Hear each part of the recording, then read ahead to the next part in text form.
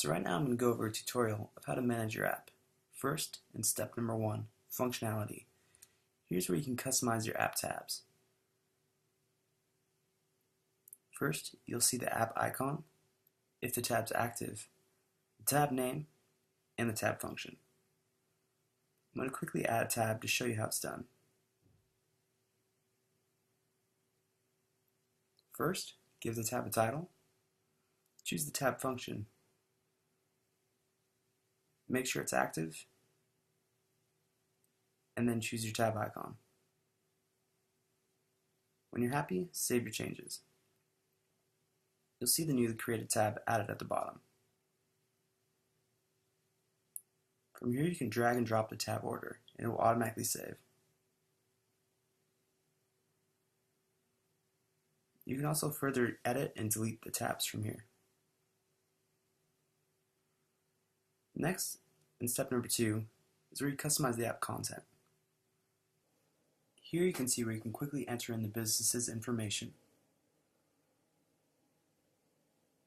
The YouTube tab is as simple as putting in the channel name and choosing a background image. Entering your social media is as easy as entering the website tab.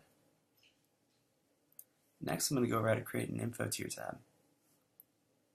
These what you see is what you get editors are extremely flexible. You can add in images, text, a ton of stuff. I'm going to give the tab a title. I'm going to go ahead and edit the background image colors first.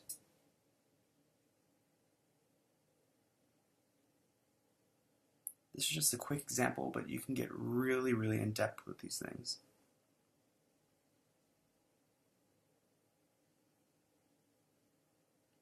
And always after you're done, make sure to save your changes.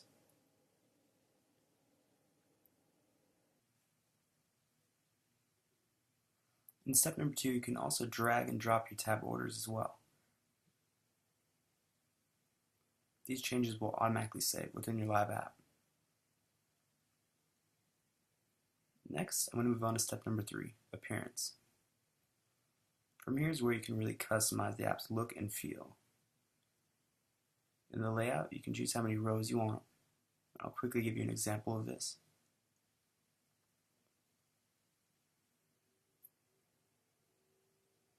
As you can see on the right, it changed to 2 rows instead of 1. And you can also choose different tab layouts.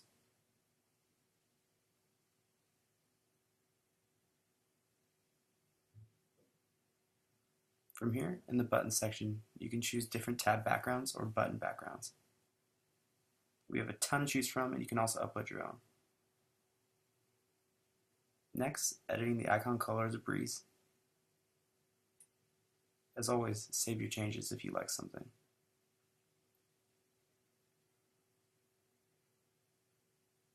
Next, the tab color. You can also change the opacity. Tab's text is also easily changeable. You can also choose from a menu of fonts. Next, onto the header. As you can see, you can upload your own custom one or choose from one of our various styles. You can also edit the color. The global header is the header that will be found inside the app itself. I'm going to stick with the custom one I already uploaded. As you can see, this is all highly customizable. Lastly, the colors. These are the colors that will be found within your app. Any changes you make will be visible on the right-hand side.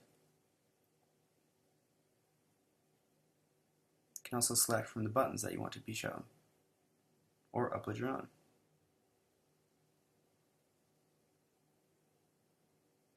The background images section is very useful. You can upload your own custom ones or choose from our library.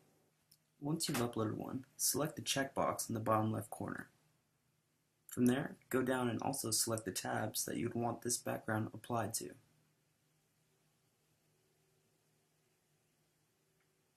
After you're done, make sure to save your changes. Next, I'm going to go over how to set the home screen sliding images. After you uploaded them above, you'll be able to select them down here. You can set up 1, 2, 3, 4, and 5. And after you've chosen which images you want to use, You can select them to automatically slide in and out or fade.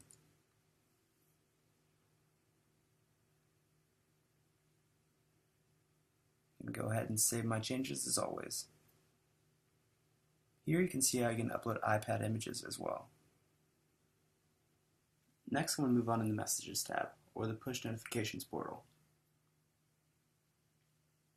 From here, you can choose to send the message now, or send it on a time and specific date.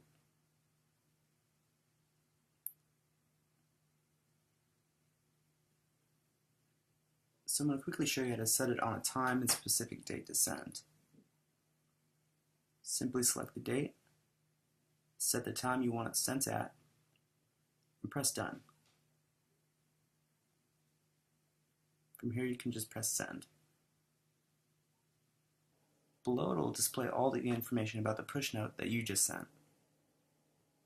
Next, I'm going to move on to step number 4, the Preview tab. Here you can go back and forth and preview the edits that you've been making to your app. On the right is the mobile website, and on the left is the mobile app.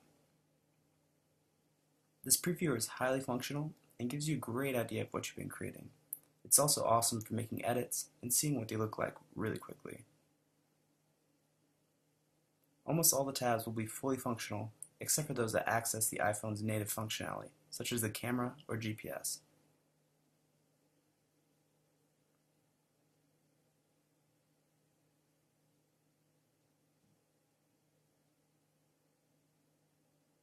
Next, I'll move on to step number 5. This is the Publish tab. All of this information is what will be found on the iTunes Store after you publish. The app name, the app description, the app keywords, all of this stuff, even down to the app icon. Please note that when you change this information, it will not automatically reflect on the live marketplace itself. You have to put in a full update to change it. So if you have any other further questions, please contact us. We'll be happy to help.